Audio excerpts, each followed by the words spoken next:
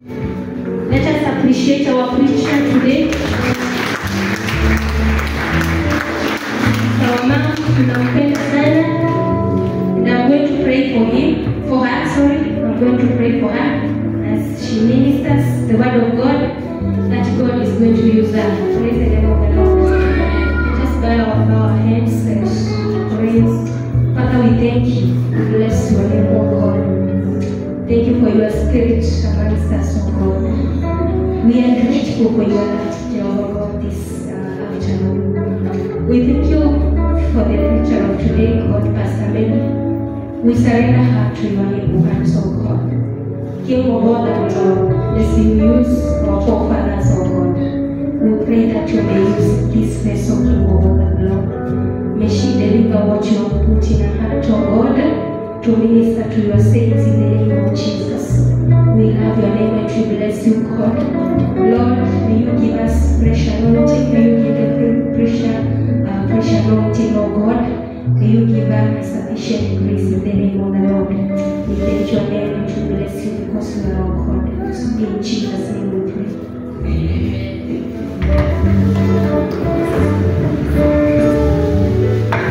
Tupigie makofi mazuri.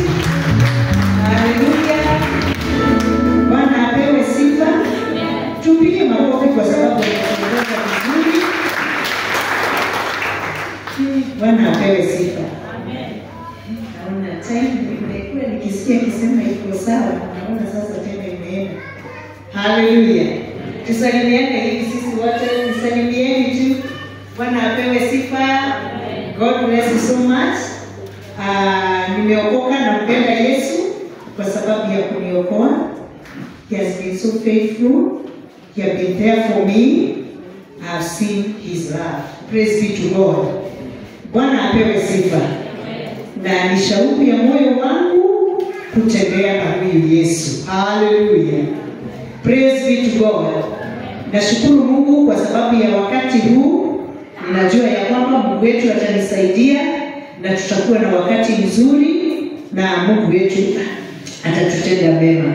Karibu sana yoyote ambaye ameingia na lango hili. Ninajua ya kwamba Mungu wetu hatatuacha bure. Praise be to God. He has a very good purpose for you to be in the house of the Lord. Hallelujah. Niseme ya kwamba Mungu amekuwa mwaminifu sana. Na ninashukuru Mungu kwa sababu ya on Friday we came here for Kesha. I've been preparing myself because I knew that I will stand in front of the people of God. And let me tell you, it is not kawaida kukuja na kusimama mbele ya watu. It takes the heart of God. Praise be to God. I have never taken it easy that I just come here and then I just give the word.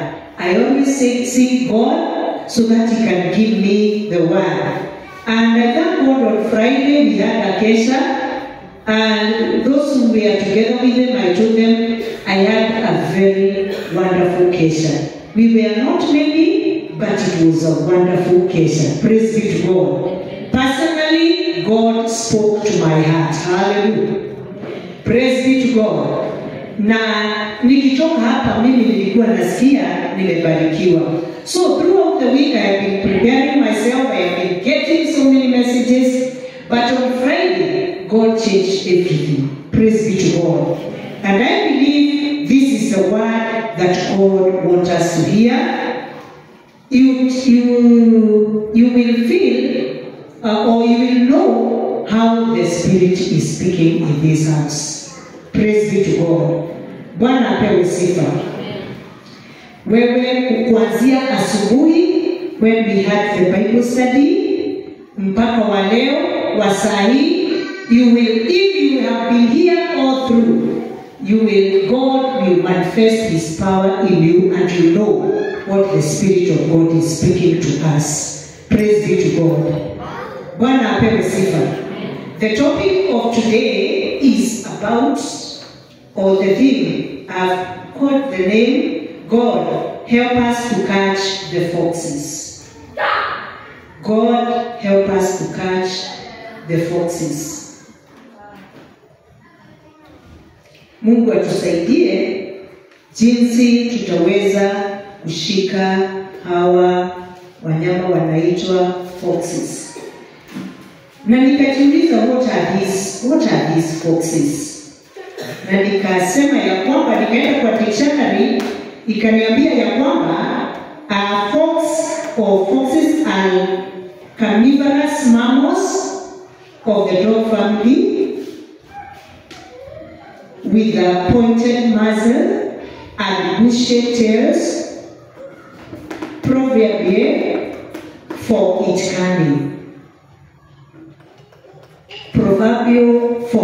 cunning. So, na wakati nilitafuta nafikiria ni wale wanyama wanaoitwa bweha. Wanakuwa kwa familia ya wanyama ambao tunawaita mbwa kwetu nyumbani. Nilipoona ya kwamba the dictionary is telling me about proverbial for its cunning, so it is very known for its cunningness. Nikajiuliza, and what is this cunningness? Nikajua ya kwamba it means skillful or clever, especially in a crafty or deceitful way. This animal is very cunning and it is very skillful and also very clever. Now, it is clever especially in crafty or deceptive ways. Nikarudi nikaona deceitful ways. What are these deceitful ways? To deceive, what is this? What does it mean? Deceive means cause someone to believe something that is not true, especially for personal gain. For personal gain. To deceive somebody is to means that someone to believe something that is not true, especially for personal gain. Kwa hivyo nikajua ya kwamba this animal is very cunning, this animal is very deceitful, na itaweza kudanganya mtu aone kama kitu ni ya ukweli, bali hiyo kitu si ukweli.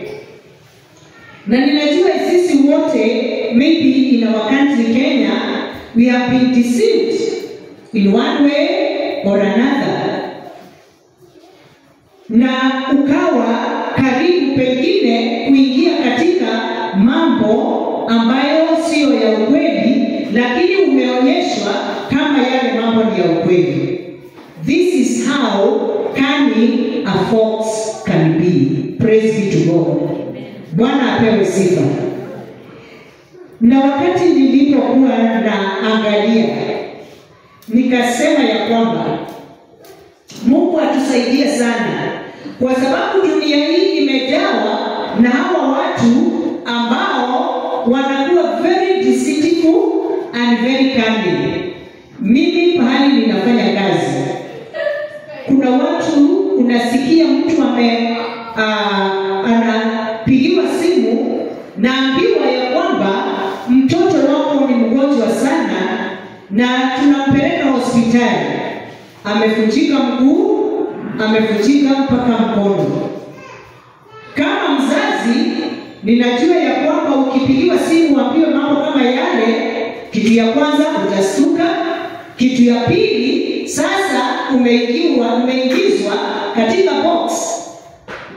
Na kwa hivyo kutoka hapo unaambiwa hata tuko karibu Thika, tunaenda, ameambiwa lazima apigwe picha, tuma pesa. Deceitfulness, cunningness. Praise be to God. Kama utakuwa ndani ya roho, wewe utadanganyika na utatuma pesa na utakuwa wa kudanganywa. Hallelujah. Praise be to God. But I thank God for those who are in the spirit. Ama wewe ambao ukipigiwa unasema ya kwamba, ninakumbuka kuna mmoja alimwambia kama umempeleka huko Thika, mimi I have registered with SHA kwa hivyo muingize, nitakuja, atakuwa already ameanza kutibiwa. Na kwa hivyo yule mzee akakuja wakiwa na mke wake, wakiwa wanababaika, wakiwa wanaona ya kweli, wacha kwanza tujue kama haya mambo ni kweli. Walipokuja waliuliza kama mtoto wao, na tukawaambia mtoto wenu ako hapa na ako sawa. Yaani wanasema si ukweli, wanataka hata wamuone amesimama, wamshikashike, waone kama yale mambo haikuwa ya ukweli. That is how cunning the enemy can be. Praise be to God. Bwana apewe sifa. Kwa hivyo unastahili Mungu akusaidie na roho wake ili ukaweza kusimama, kwa sababu dunia hii imechafuka. Hallelujah. Praise be to God. Na ningetaka tuende katika kitabu cha Songs of Solomon or Songs of Songs. Songs of Songs, na tutasoma chapter 2 na tutasoma mstari wa 15. And the Bible says, Songs of Songs chapter 2 verse 15, it says, catch all the foxes, those little foxes, before they reap the vineyard of love. For the grapevine are blossoming young woman. In my Bible it says, I don't know which version is that, but my Bible says, catch for us the foxes, the little foxes that reap the vineyard, our vineyard that are in bloom. Praise be to God. Bwana asifiwe. Kitabu hiki kinajulikana sana kama kitabu cha wapendanao. Solomon alikuwa, ukienda uangalie, it's about lovers. Na leo tukazungumziwa, tukaambiwa juu ya familia. I'm telling you, if you are going to listen and listen well, you are going to put this one in practice, even in families. Hallelujah. Praise be to God. But today, I'm not giving it according to the family. But if God will enable you with the Holy Spirit, you will enable to stand with that family. Hallelujah. Praise be to God. Kwa hivyo tunajua hii kitabu, na nikajiuliza, hiki kitabu ni kitabu ambayo inazungumza sana juu ya mambo ya upendo. Na nikasema ya kwamba I will not be outside the topic because I know our God loves us so much. Praise be to God. Kama kuna mtu alitupenda na akatupenda zaidi kuliko mwanadamu yoyote dunia hii, ni Mungu wetu. Hallelujah. Kama mtu akiambiwa toa uhai wako ili ukufia mke wako, najua ni wachache wanaweza kufanya hivyo. Hallelujah. But Jesus Christ, he died. He said, I'm going to go there and die just because of you and me. Kwa hivyo ninapozungumzia hiki kitabu, ninajua ya kwamba tuna yule anatupenda kuliko hata mwanadamu yoyote ako hapa hii duniani. Hallelujah. Praise be to God. Na tunaambiwa ya kwamba catch for us the foxes. Na inaendelea kusema the little foxes, the little ones, very little ones, not even the big ones, those little ones. Na anaendelea kusema ya kwamba that win the vineyard. Hallelujah. Praise be to God. A vineyard is a plantation of grapes producing a vineyard of a plantation, grape wine producing grapes used to make wine making. This one, grapeyards were used in those days because it was used very much. Praise be to God. Bwana apewe sifa.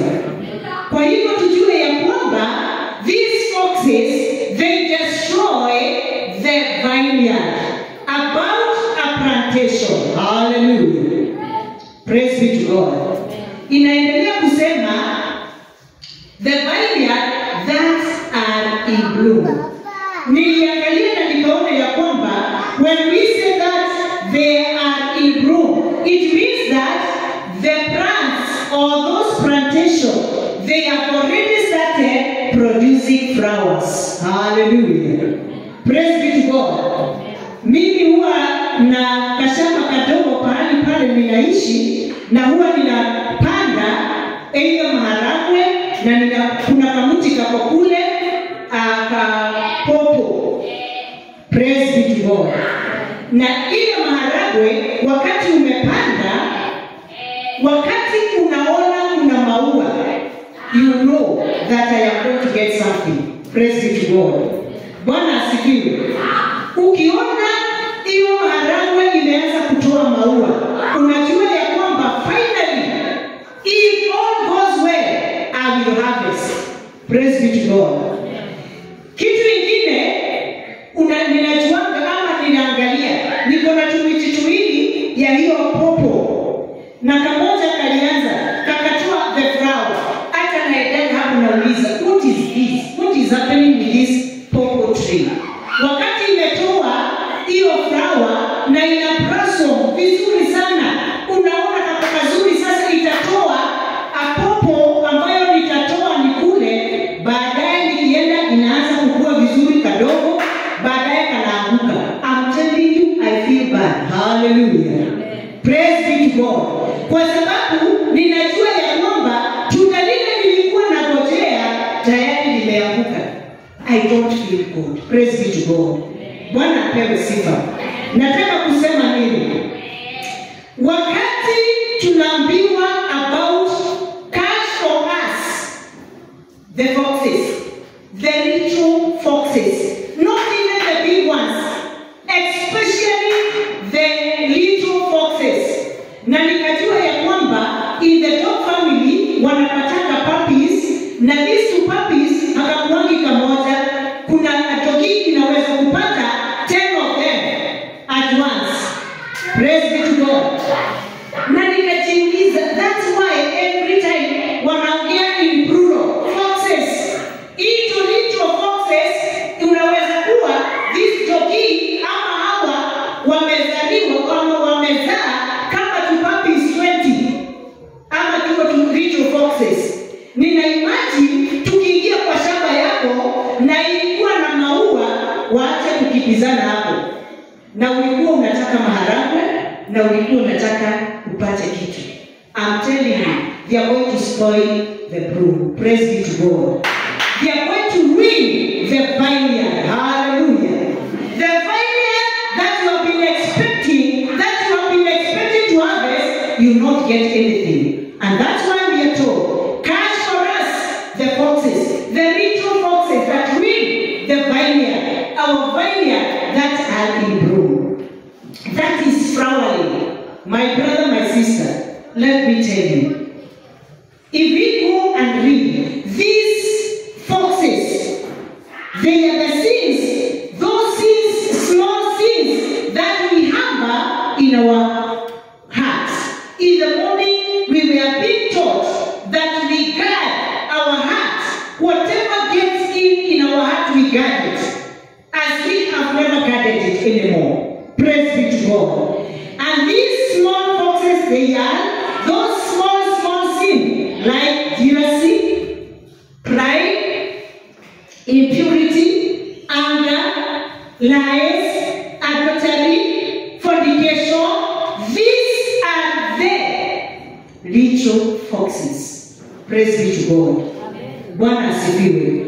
Tuliokoka na tukakuja tukawa the vineyard of our God. Lakini wakati tuliokoka na tukaanza hii safari ya wokovu, tumefika mahali ambapo wakati tumeendelea, there are those small foxes ambao wanataka kuharibu wokovu wetu. Hallelujah. Praise be to God. May God help us that we are going the vineyard. Hallelujah. Praise be to God. The seed of spirit that yielded the fruit of the Holy Spirit is in our lives are those small foxes. Praise be to God. And if we entertain them, they are going to destroy the vineyard. May God help us that we are not going to destroy the vineyard of the Lord. Hallelujah. Bwana apewe sifa. Ukiona mtu analala, tafadhali mwamushe ili tusikie hili neno na ili tukaweza kutembea nalo. Bwana apewe sifa. If you go to Psalms 90, let us go to Psalms 90.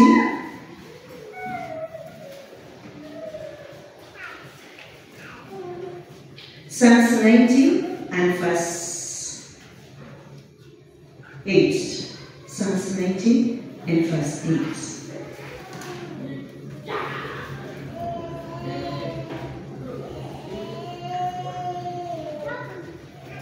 This is God who is speaking this word. You have set, David speaking this word. You have set our iniquities before you. Our secret sin in the light of your presence.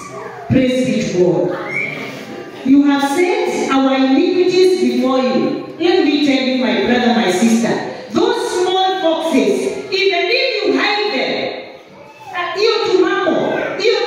those sins that you're hiding, that nobody knows about it, that nobody will know about it, I'm telling you, those iniquities that we hide before you, you have set our iniquities before you, our secret sin in the light of your presence. Let me tell you, my brother, there is nowhere you can hide before God. Praise be to God. Anything is open. Anything is open before God. Even those small foxes, they are very open before God. Hallelujah. Na anajua, na anaelewa, na anaona. Hallelujah. Praise be to God. I want us to go to John chapter 15. Na Mungu wetu atatusaidia. Praise be to God. Chapter 15, the Bible says, tutaanza hapo verse 1. John chapter 15, you're going to start from verse 1. The Bible says, I am the vine, I am the true vine, and my Father is the gardener. Praise be to God. Let us go first in verse 1. Let us remain there. I am the true vine. Our God is the true vine. Jesus Christ is the true vine. And my Father is the gardener. I want us to know that our God, or Jesus Christ, is the true vine. That who have been planted in that vineyard, He has planted that vine. Praise be to God. Bwana asifiwe. Ndani yako kuna kile kitu ambacho kilipandwa. Mungu wetu, kwa sababu nakumbuka hakuna mtu alijiokoa. Ni Mungu alikuja akanena na roho yako na akaweka hiyo roho ya kutamani na kutaka kuokoka. Hallelujah. Praise be to God. Kwa hivyo, He is the one who chose you. He is the one who called you. And so you are a very important person to our God. Praise be to God. Bwana asifiwe. Tena tunaambiwa ya kwamba number 2, my Father is the gardener. What does the gardener do? Kama vile nimewaambia hiyo kashamba yangu kadogo, ninaendelea kila wakati naangalia. I want to see these plants bringing fruits. Na ninashindwa ni nini ambayo sijaweka, kama sio mbolea, kama sio maji, because I am the one who is gardening there. Then our God is the one, our Father, our God is our gardener. He is looking and watching over you. Hallelujah. Praise be to God. Bwana asifiwe. Number 3, tunaambiwa ya kwamba continue. He cuts off the gardener. Praise be to God. The gardener cuts off not bear fruit. When every branch that does not bear fruit, he prunes so that it will bear more fruitful. That it will be even more fruitful. Praise be to God. Our gardener wants each and every one of us to be fruitful. Anataka sisi wote tuweze kuzaa matunda. Hallelujah. Praise be to God. And that is why, as we are called, we are not just called to sit down and then go to heaven. We ought to bring fruit to our God. Praise be to God. Bwana apewe sifa. As we bring fruits, the Bible is telling us which fruits are you going to bring. Na nimesema ya kwamba if you want to get fruits, there must be flowers. Mimi huwa naangalia nimepanda, nimeweka mbolea, nimeweka kila kitu, Mungu amemwagilia maji, na hiyo mmea naiangalia inaanza kutoa majani mawili, matatu, waiting to see what will happen. Baada ya hiyo, ule mmea unaanza kutoa maua. It starts to blossom. Hallelujah. Praise be to God. Nikiona maua imetokea, ninajua ya kwamba sasa hii maua lazima itanipatia. Kama sasa saa hii, wacheni niwaambie, nimeanza kuona tumeshiriki tukitoka kwa maharagwe. Hallelujah. Praise be to God.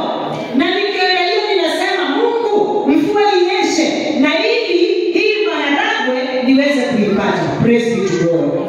The gardener is still doing that, making sure that everything is in praise. Praise be to God. Hallelujah.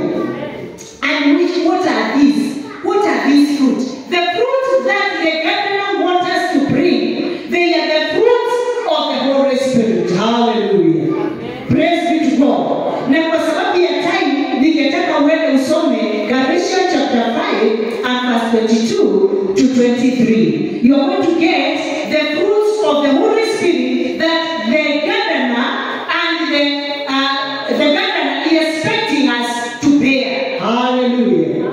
Bwana asifiwe. And here now we come. These are the fruits of the Holy Spirit: love, joy, peace, forbearance, kindness, goodness, and faithfulness, gentleness, self-control, and against such things there is no rule. Praise be to God. These are the fruits that we are supposed to bear, as our gardener is expecting from us. But now, the thing happened when the flowers started to blossom. This is where the ritual foxes come and ruin the vineyard. Hallelujah. Nikitaka tukaweza kusoma katika Second Corinthians chapter 6 verse 17. These are the small foxes now. You are going to notice them. Praise be to God. Verse 17 and 16. Therefore, come out from them and be separate, says the Lord. Touch no unclean thing, I will receive you. Verse 18. Therefore, since we have these promises, dear friends,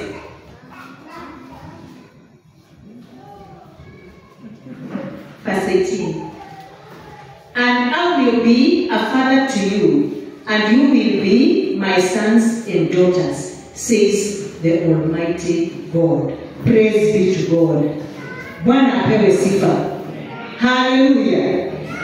Kwa hivyo Mungu atusaidie sana. We come out from those small foxes. We tell God, help us to catch them so that they are not going to spoil our vineyard. They are not going to ruin our harvest. And they are not going to ruin the harvest of our God that He is waiting to harvest after eternity. Hallelujah. Praise be to God. Anakuongoja aone huyu mtu ambaye aliokoa, atatembea kwa njia zake, atakataana na all the small little foxes na asimame imara ili mwishowe akaingia katika wema wa Bwana. Bwana apewe sifa.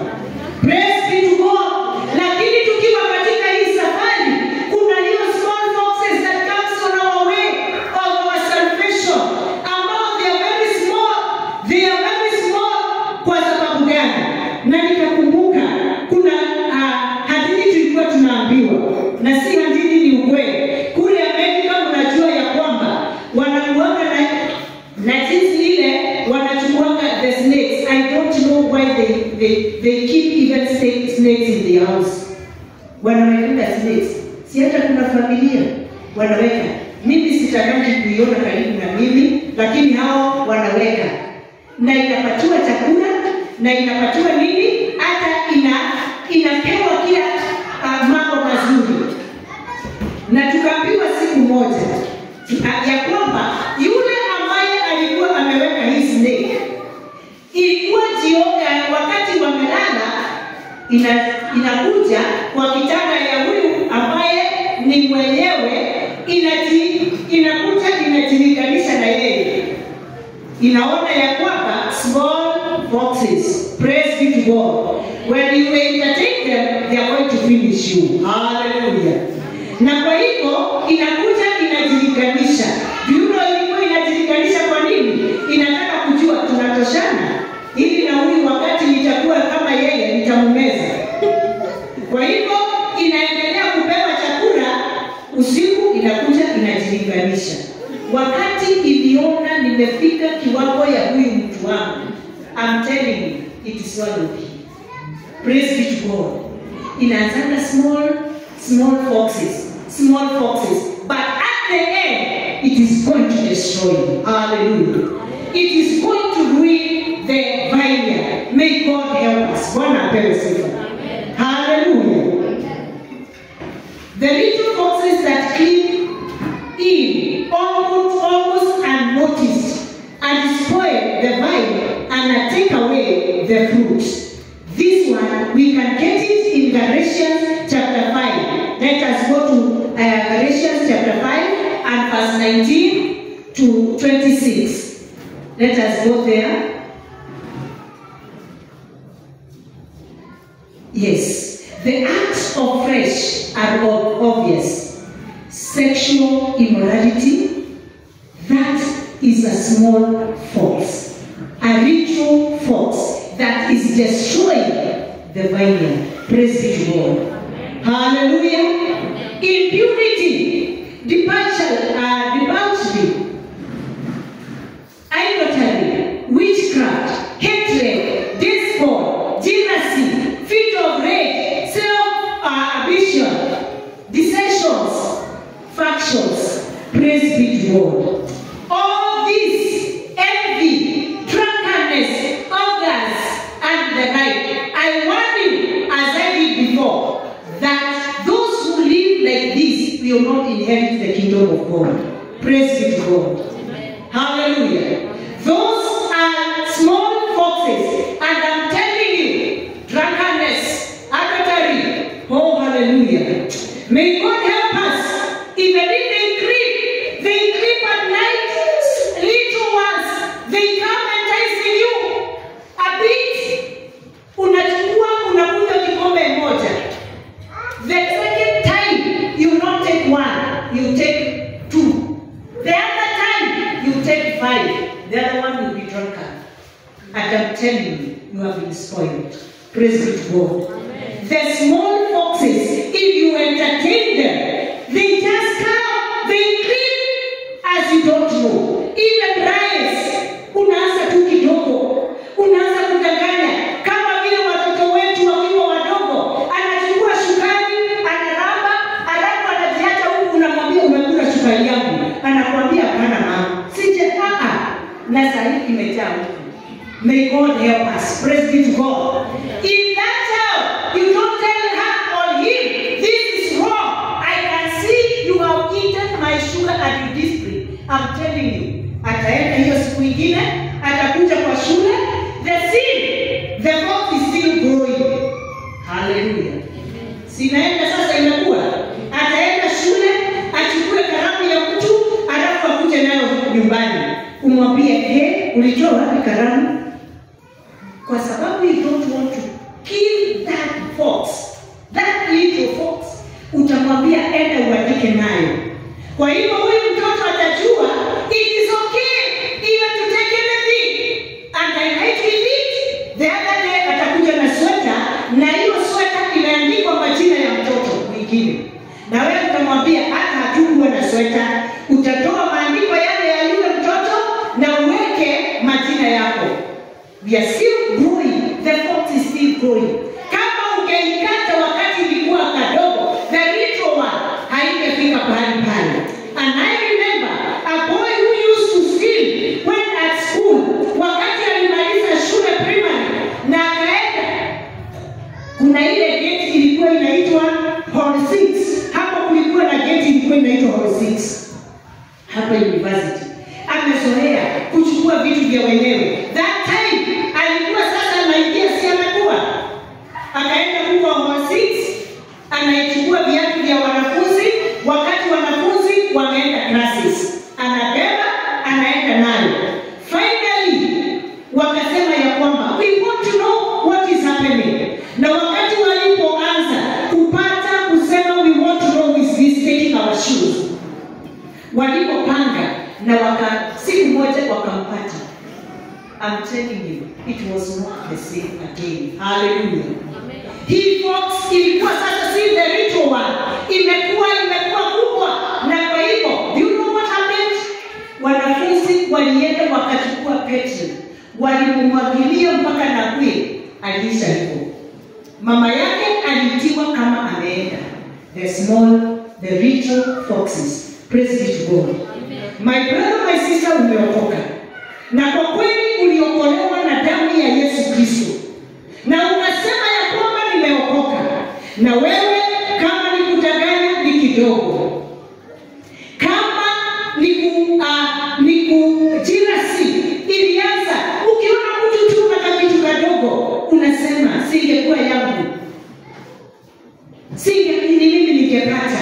Ukaanza kuwa na jealousy. Let me tell you, naturally it is going to be the big fox. Hallelujah. And I'm telling you, if this fox is going to grow and become the big fox, I'm telling you to handle it, it will not be possible. It will kill you. Praise be to God. Watu wengine tumeokoka na kukunywa pombe si kitu, tunajificha. Tumeambiwa hapa na maandiko ya kwamba hakuna, we are open before God. There is nothing that can be hidden before God. Even if you do it at night, neither when you do it at daylight. May God help us. May the Holy Spirit of God help us to live life for our God. Praise be to God. Hallelujah. Unakunywa kidogo, unajificha. Unaenda, wengine hapa wamekuwa they are adulterers and they are coming to the house of the Lord. Now they don't even fear. My brother, my sister, there is somebody who is watching. Hallelujah. Praise be to God. Na anajua tu wewe kuja fanya vile utafanya. They are still the little foxes. They are still unajificha tu, jifiche. But when it grows up, it will kill you. May God help us. Praise be to God. Bwana apewe sifa. The little foxes, these are sins of the spirit. And we are going to group them in threes. The wrong things we think. Emotionally, what we think. Ile inatokana kwa kichwa chako, kwa moyo wako unafikiria leo nitaenda kuimba, leo wacha nikunywe hata Reverend Otesha anionaki, wacha hata bibi yangu anioni, hata alienda ushago, wewe wacha aende ushago, wacha afanye yote. Lakini Mungu wetu anaona. Hallelujah. Praise be to God. There is nowhere to hide yourself. Praise be to God. Bwana apewe sifa. And that sin, there are those sacred sins in the heart that you put them. Unajifanya hapo, unaificha, unasema ya kwamba hii hata hakuna mtu anajua. But I'm telling you, God knows about it. Hallelujah. The second one is the wrong things that we say. These are the sins of the lips. Midomo yetu, yoyote ambayo unasema, ambayo haikai ama haifanani na Mungu, yale yote ambayo unasema. Watu, they have killed people. Watu wameua watu kwa kuwekelea watu mambo ambayo sio ya ukweli. Kuna watu wanaongea kinyume cha yule mwingine na hata hajui hayo mambo kama ni ya ukweli. I'm telling you, those are the little foxes. And if we don't kill them, they are going to become grown-ups. Na wakati imekuwa a fox, tumesema ya kwamba it is a carnivorous. It is a carnivorous mammal. Carnivorous eat meat. Kwa hivyo itakurarua, itakumaliza na utasema ya kwamba I wish I will. Hallelujah. Praise be to God. Bwana asifiwe. The other one is the sin of the wrong things that we say. These are the behavioral sin. Those that we do, things that we do when we are unkind, thoughtless, or harsh in our treatment of others, when we are wrong in our relationship with one another, adultery, killings, all these things, they are those things that we are doing. Na inakuwa kama ni a habit. May God help us. Bwana apewe sifa. Hallelujah. Mungu atusaidie sana. Kama ni kuwa tumeambiwa hapa na amesema Baba Faith amesema ya kwamba familia, unaona watu wengine they are fighting na wameokoka. Mungu wetu atusaidie, Baba yetu atusaidie. Hiyo mikono ambayo mtu alipatiwa na Mungu si ya kupigana, hiyo mikono ni ya kubariki. Hallelujah. Praise be to God. Ya kubariki watu wako. Hata ukisikia kama inataka kuinuka, ambia this is a small fork. I want to bring it down in the mighty name of Jesus. Hallelujah. Unateremsha huu mkono na unasema hawa ninawabariki. Hallelujah. And the families are going to stand. Hallelujah. Praise be to God. Hallelujah.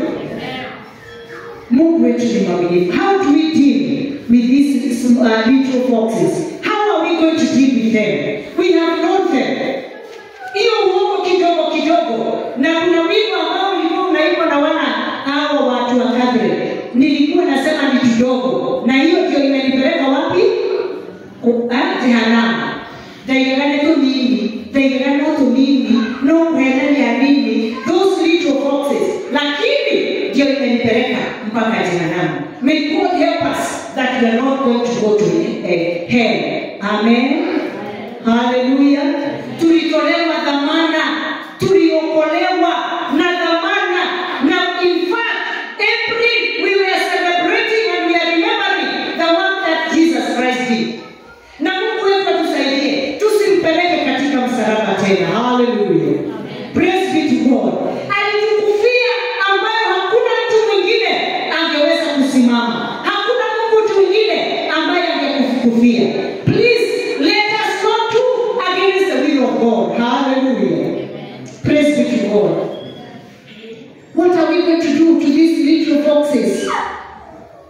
One thing that we should do, they must be rounded up and put to death. Praise be to God. Hapa hakuna kusamehe. Ukiendelea kuzichunga, I'm telling you it is going. If you don't kill it, it is going to kill you. Praise be to God. There is nothing else. It is to come back it na uamue ya kwamba sasa mimi nimejua. Here I am. I have those little foxes, but now I know I am going to rob them and I'm going to kill it. My brother, my sister, you can do it helped by the Holy Spirit. Praise be to God. Na kuamua kwako. Kama ni pombe, unasema ya kwamba hata nikiona roho ninakumbuka. Bishop wetu kuna wakati alikuwa anatuambia kuna mzee alikuwa ameokoka na alikuwa anakunywa.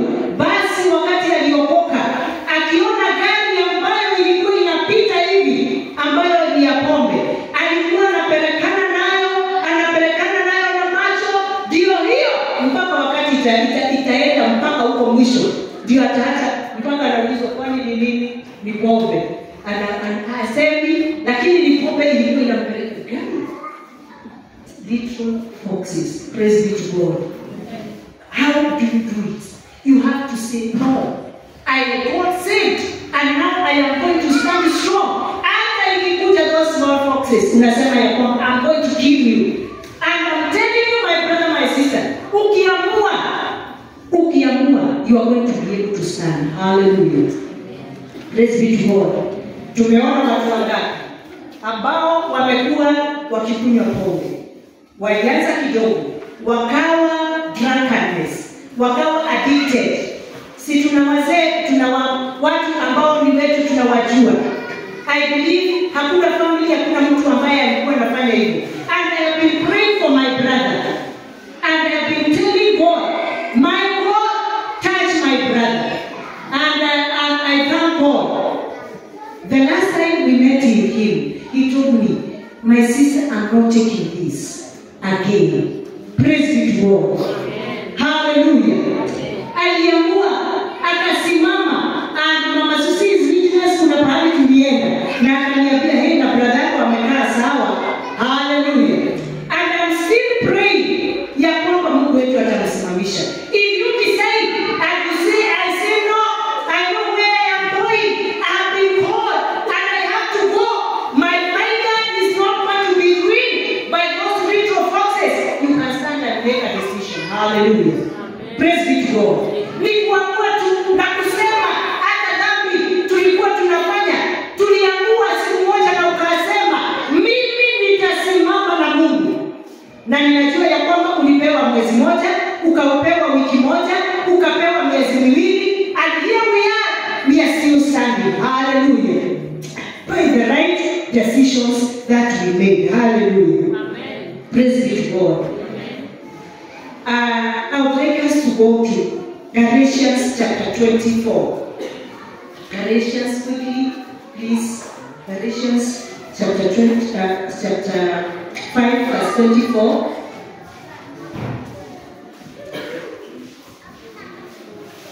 Galatians.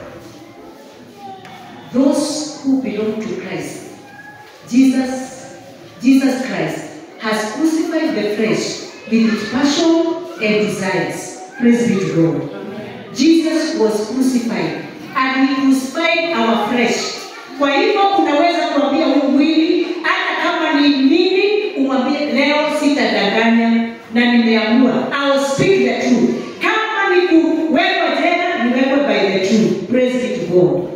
Bwana apewe sifa. Lakini uamue, you are not going to lie. Let us go to Romans chapter 6 and verse 11. Romans chapter 6 verse 11.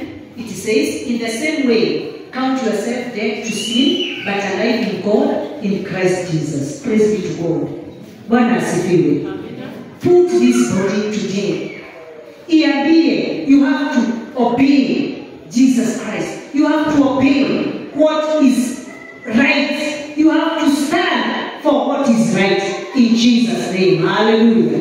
Kwa sababu wakati Yesu alikufa na dhambi zetu zote, akafufuka akiwa zote zimeenda. Why are we still in sin? May God help us. Bwana apewe sifa. Hallelujah.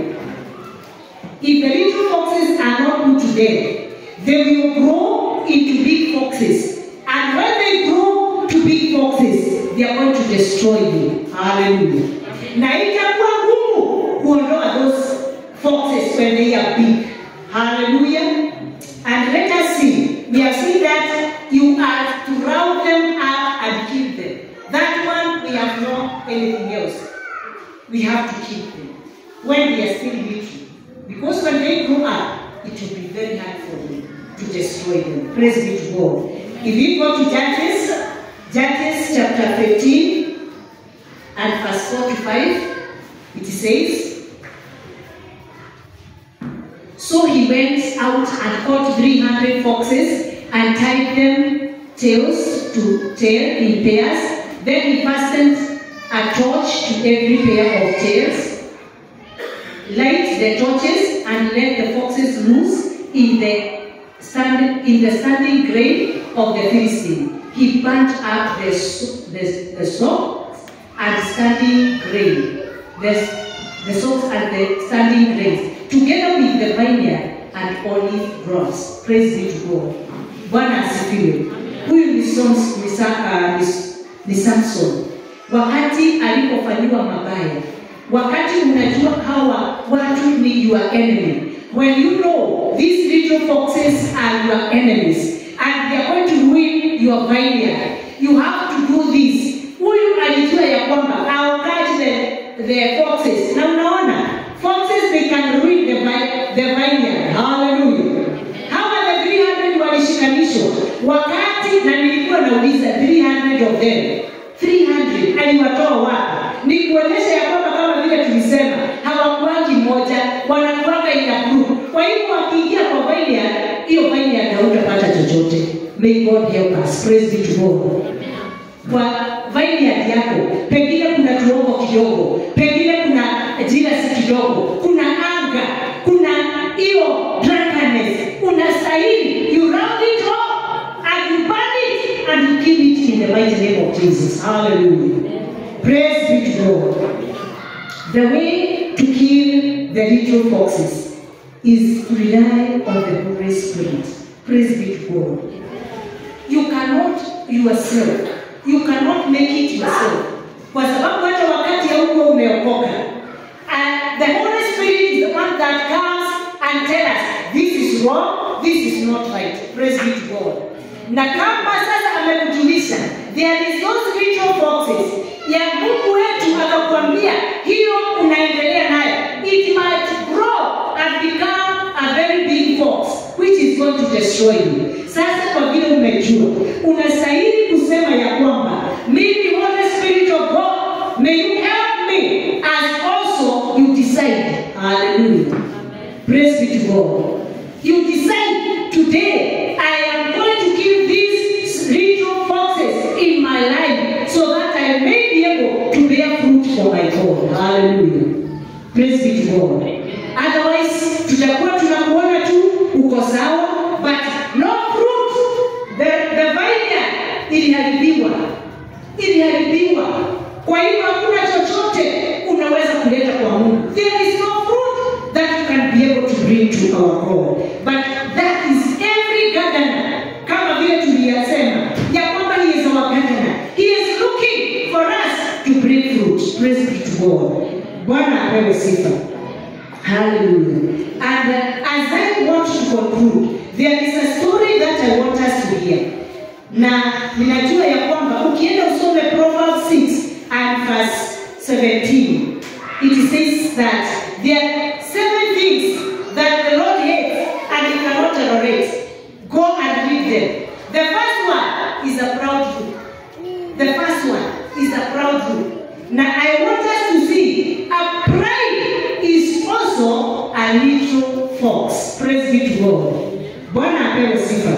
Na ningetaka tuende tusome katika 2 Kings chapter 5. Na tutasoma from verse 8 to verse 14.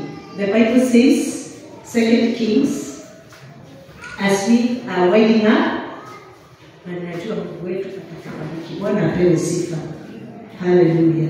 The Bible says, when Elisha, the man of God, had heard that the king of Israel had torn his rods, he sent him with this message. Why have you torn your rods? Have the man come to me. Have the man come to me, and he will know that there is a prophet in Israel. So Naaman went with his horses and chariots and stopped at the door of Elisha's house. Elisha sent a messenger to say to him, go, wash yourself 7 times in the Jordan, and your flesh will be restored, and you will be cleansed. But Naaman went away angry and said, I thought that he would surely come out to me and stand and call on the name of the Lord, his God, wave his hand over my spot and cure me of my leprosy. Are not Abana and Phaspa, the rivers of Damascus, better than all the waters of Israel? Couldn't I wash in them and be cleansed? So he returned and went off in a rage. Naaman's servant went to him and said, my father, if the prophet had told you to do some great things, you would have done it. How much more then, when he tells you, wash and be cleansed? So he went down and dipped himself in Jordan 7 times, as the man of God had said to him, and his flesh was restored, and became clean like that of a young boy. Praise be to God. Bwana asifiwe. We see this man, Naaman, ambaye alikuwa a soldier, an army, who was heading. Alikuwa mkubwa sana, lakini kuna kitu alikuwa nacho. Alikuwa na leprosy. Praise be to God. Alikuwa na ugonjwa. Na kwa hivyo alikuwa ametafuta kila pahali ili vile ataponywa. Lakini wakati alipotumana kwa mfalme ndio tunasikia ni he tore his robes, kwa sababu anauliza huyu mtu anatuniambia ni mponya namna gani. Lakini kulikuwa na mtumishi wa Mungu ambaye alikuwa anaitwa Elisha. Elisha akamwambia mwambie akuje kwangu. Na wakati Elisha alimwambia akuje, ninaona somebody who had pride. Alikuwa anajisikia mimi ni mtu ni soja, mimi niko na mambo ambayo ninastahili kuheshimiwa nayo na ninastahili kupewa hiyo heshima, kwani huyu mtumishi wa Mungu alijui. Na maandiko inasema ya kwamba alipoenda mtumishi wa Mungu hata hakutoka. Aliambia the servant, akamwambia enda umwambie aende to dip himself in river Jordan 7 times. Praise be to God. Bwana apewe sifa. Wakati alisikia hivyo, akasikia vibaya, akaenda in anger, frostborn foxes. Hallelujah. Bwana apewe sifa. Akakasirika, akasema si angekuja aniite jina yangu, aniombee, aite huyo Mungu. Hiyo ndio ilikuwa the pride. Bwana apewe sifa. Awekelewe mikono na ili ndio aweze kupona. Lakini sasa ameambiwa go and dip yourself 7 times. Praise be to God. Bwana asifiwe. Nilikuwa naangalia naona huyu mtu alikuwa na little foxes, anger na pride. Praise be to God. Ilikuwa imemjaa, na kwa hivyo wakati alipoenda kwa mtumishi wa Mungu alikuwa amejua you are full of pride, and so what you are going to do, you have to go. That pride I have to bring it down. Praise be to God. Hallelujah. Alipoenda aliambiwa go to Jordan, river Jordan. Alikuwa naona iko na uchafu, alikuwa sistahili. Mimi mtumishi, mimi ambaye ni soja, sistahili kwenda Jordan. Mpaka akasema kuna mito ya Temeseki ambayo ilikuwa nzuri, lakini akaulizwa na yangu, akaulizwa if you were told to do many things you could have done. Sisi tumeulizwa kitu kadogo tu, kill those little foxes. Praise be to God, so that we can be able to live. Hallelujah. Bwana asifiwe. So that we can live to eternity. Hallelujah. Naye huyu alipoambiwa hivyo, the Bible says, alienda akaambiwa mara 7. Nilikuwa naona the pride huyu mtu alikuwa nayo ilikuwa imefika ni kama ghorofa ya 7 ilikuwa imefika. That is how the pride was. Akaambiwa shuka mara ya kwanza. Hallelujah. Praise be to God. Ghorofa ya kwanza inashuka inaenda chini, ya 6 ikaenda chini, ya 5 ikaenda chini, mara ya 4 akaenda chini, mara ya 2 akashuka mpaka akawa the 7 times. Hallelujah. Praise be to God. Wakati Mungu aliona the pride imeenda chini, I believe and I know this man hata alikuwa naenda naambia watu, pengine walikuwa wanasema ni nini inaweza kupatikana kule Yordani. Sasa alikuwa anawaambia Yordani liko kuna uponyaji. Praise be to God. Hallelujah.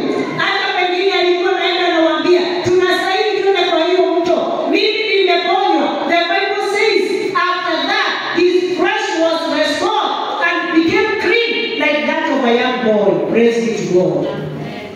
Bwana asifiwe. When we clean those little foxes, our God is going to restore our lives, and we are going to start afresh, and we are going to be the people God wants, even to bring the fruit in the kingdom of God. Praise be to God. Bwana apewe sifa. May God help us. Tuende tuue wote ambao hiyo little foxes ambayo inaharibu midhabihu. Hallelujah. You are the true. Jesus is our true vine. He called you that vineyard, wacha ikae kama kulingana na mapenzi ya Bwana. Bwana apewe sifa. Haleluya. Na kwa sababu ya time, nikitaka tukaweza kusimama na ili tuimbe huu wimbo unasema, wanijua vyema, I might not know you, but this is the word of the Lord has spoken to us. Since morning tumeambiwa tulinde mioyo yetu na tukae kulingana na mapenzi ya Bwana. Tumeambiwa kama ni doa, naomba this book I have seen the songs of songs is of love. Na nikasema ya kwamba if it is wives and husband, hiyo small foxes ambayo pengine ya kusameheana, you don't even be able to do that. Ni ile ya makasiriko. May God help us to kill those so that we can be able to stand for our families. Praise be to God. Bwana apewe sifa. Those little foxes, if you don't kill them, they are going to grow. And when they grow, you cannot be able to destroy them. Let us stand and sing this song that says, wanijua vyema Bwana. Nikiuliza our praise and worship team wakuje as we pray. Tuambie Mungu akaweza kutusaidia ili we kill these little foxes so that they are not going to ruin our vineyard. In Jesus' name.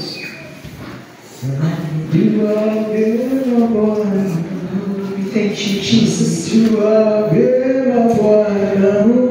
Hallelujah.